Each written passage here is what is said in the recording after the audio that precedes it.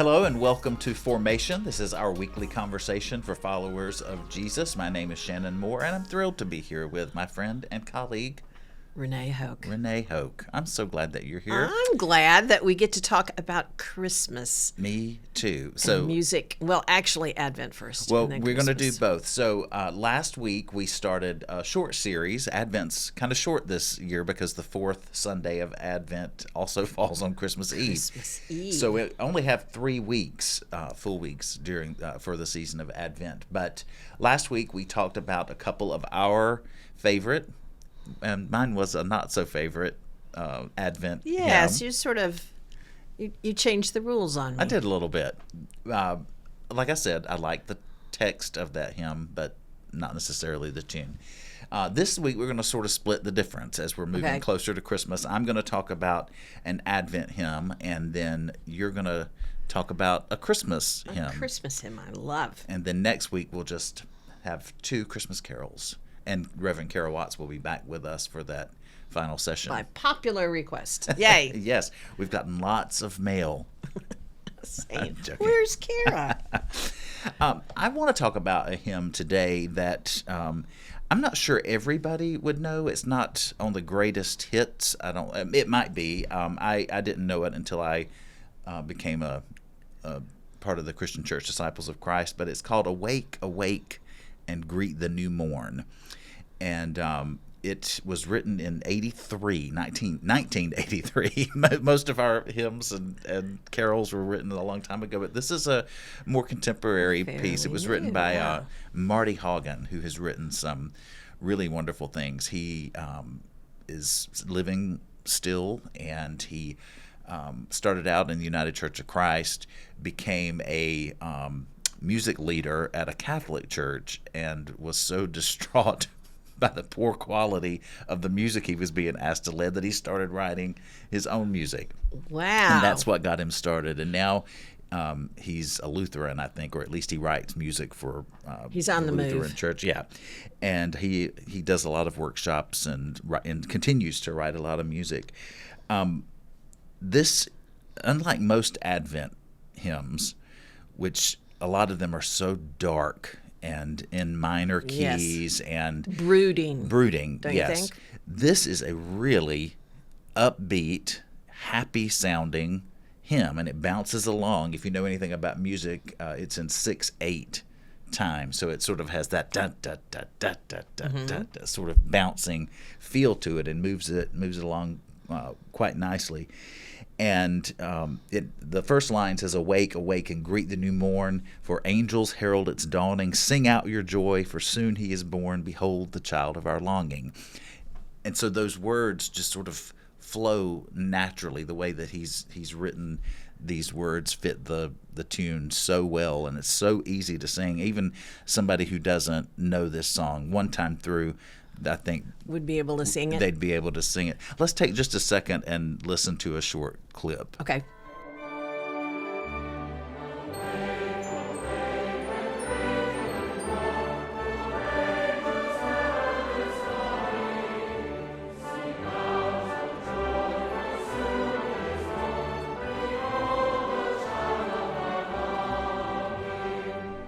So you see what I mean?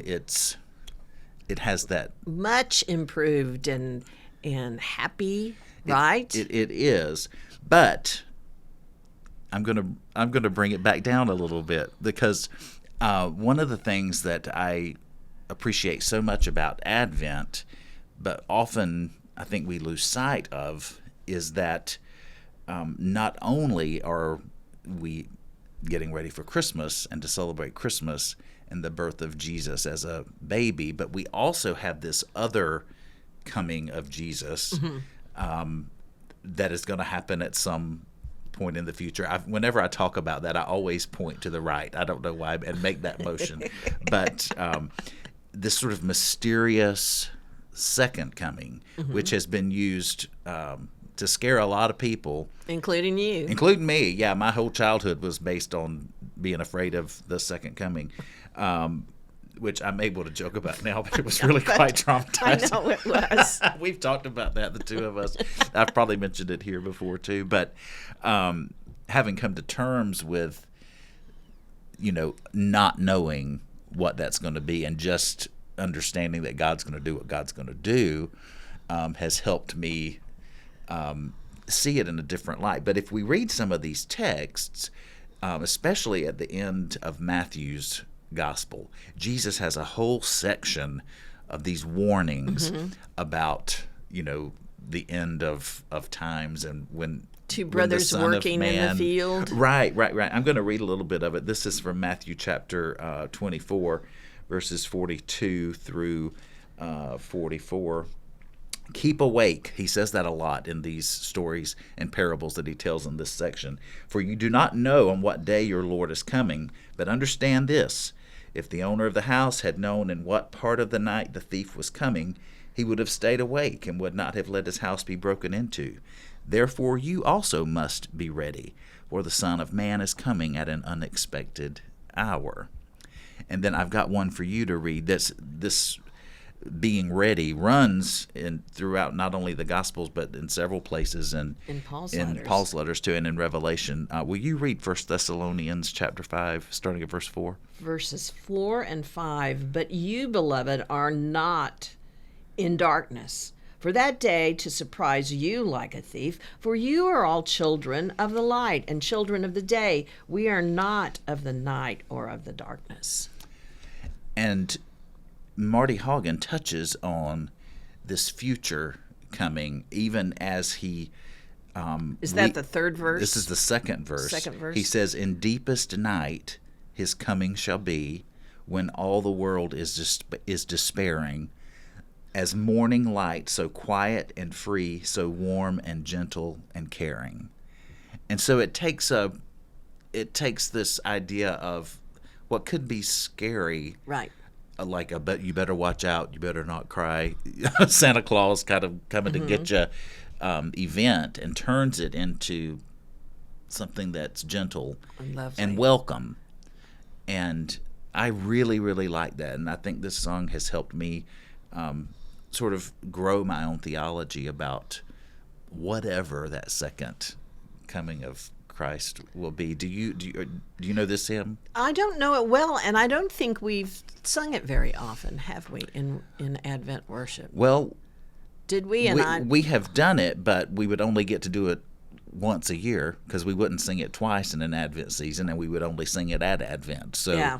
at most we would get it once a year, and if we miss a year, so that's the thing about these seasonal songs. You don't get many opportunities to sing them in worship. But maybe we will this year. I hope we do. I like the story. All right. Well, we're going to take a short break, and when we come back, we will hear what Renee has for us. The members of University Christian Church have a message for you. You are valuable, worthy of love, and already part of what God's doing in the world. We invite you to join us on Sunday morning for worship. Traditional worship in our sanctuary at 9 and 11. Simple worship in the chapel at 9:30. Visit our 10:10 service in Walker Hall. We're a church of open-minded people who value curiosity and recognize that we don't have all the answers. We strive to be open and honest about where we are on the faith journey. We seek to practice compassion and generosity. All are welcome at University Christian Church, where you can experience Christ's courageous love for yourself and learn to carry that love with you wherever you go. Explore our programs and upcoming events at www.universitychristian.org. Don't forget to stay connected with us on social media. We're back, and Shannon has given me permission to introduce a Christmas hymn. How What would early? have happened if I hadn't given you permission? I would have just done it anyway. Okay, that's what I thought. When do you start listening to Christmas music seriously? What's your Okay, I have a habit? big debate about this with one of my closest friends, and he's a clergy colleague, not here, but he's a minister at another church. He puts on the Christmas music before Halloween, No, that's bad. and it drives me nuts. I am a big proponent of each season getting its own due. That's So right. I wait until after Thanksgiving. This year I'm waiting until December because it's a weird We had a year. little extra We had an in extra between time. November. Usually the day after Thanksgiving I'm listening to Christmas music. but there's an album called The Advent of Christmas. Matt Maher, I think, is the name of that artist, and it's an Advent album. It does have some Christmas songs at the end, but I like to listen to that for a few days before I listen to the full-on Christmas stuff, but never, ever before Thanksgiving. I like that. I like waiting too. But meanwhile, we're going to hear it if you get in the car and you're listening to Sirius or go to a something. store. Yeah, it's going to be everywhere, all around us. This is one of my favorite pieces of Christmas music in the church for a couple of reasons. It's a hymn called "Go Tell It on the Mountain." Oh yeah, that's a good one. Also a book by James Baldwin, but we're going to talk about the hymn, which I found out probably goes back to 1865. Okay, so around the end of the Civil War. It is an African-American spiritual. Difficult to document those. They were almost like oral tradition passed on. And so this was published for the first time in 1907, thanks to the work of John Wesley Work, Jr., who was collecting spirituals and particularly loved this one. And so I had some interesting research online about this, and one of the things that I found probably would have been good for me to be able to share it. It shows a line of how often this particular hymn was sung. And so the timeline starts in 1907, and it's just flat until the 60s. And something happens in the 60s to make it peak, and then it remains very popular. And I want to just encourage everybody, how whatever your music source is, to do a little searching for how lots of people, lots of great soloists and gospel choirs have recorded this song. It just fills me up with joy. And what I love about it, I like that it's gospel music. And I love that it's giving us all a job. Jesus is here. Go tell somebody. And I like that part. Well, let's take just a moment and play a clip. Okay, yes. And listen to it in case you're not familiar with it. Go tell it on the mountain, over the hills and everywhere. Go tell it on the mountain that Jesus Christ is born.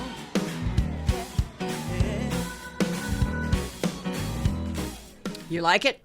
Oh yeah, this is one of my favorite hymns. I was when I remember playing piano as a child, I was really excited when I learned this one because it was so fun to play. You want to just sing it at the end of a worship service and just go out on the street, right, and start telling. So this telling it on the mountain, actually, I didn't understand completely, and it has to do with a psalm, Psalm 24, talking about who is worthy of approaching the mountain of God, mountain being a holy place in Hebrew scriptures and in the New Testament. Who think of some people in the Old Testament who went up the mountain? Moses, for sure. Moses did, and came down and then went back up again. Yeah, after a temper tantrum. And we've got Moses, even at the end of his life, looking out at the promised land. He had to go up the mountain being a holy place. And let's listen to Psalm 24, 1-5. Read that for us. The earth is the Lord's and all that is in it, the world and those who live in it, for he has founded it on the seas and established it on the rivers. Who shall ascend the hill of the Lord, and who shall stand in his holy place? Those who have clean hands and pure hearts, who do not lift up their souls to what is false, and do not swear deceitfully.